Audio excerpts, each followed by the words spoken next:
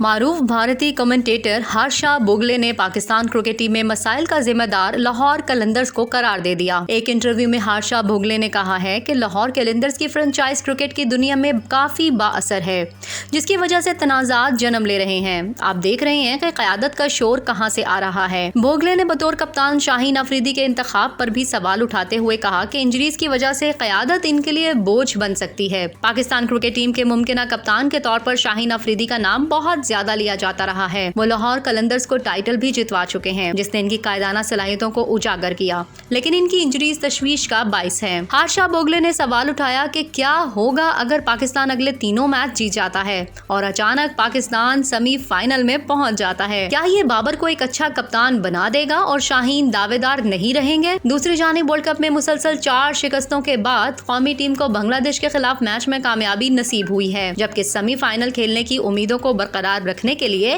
اپنے اگلے دونوں میچز جیتنا ہوں گے اور نیوزی لینڈ کی ہار کی دعا کرنی ہوگی۔ یاد رہے کہ ایشیا کپ میں شکست کے بعد بھی بابر اعظم کی جگہ شاہین افریدی کو ورلڈ کپ کے لیے کپتان بنانے کا شوشہ چھوڑا گیا تھا، جس کے پیچھے مبینہ طور پر شاہین افریدی کے سسر شاہد افریدی کا ہاتھ بتایا گیا، جو اپنے داماد پر جلد از جلد قومی ٹیم کے کپتان کا ٹیگ لگوانا چاہتے ہیں۔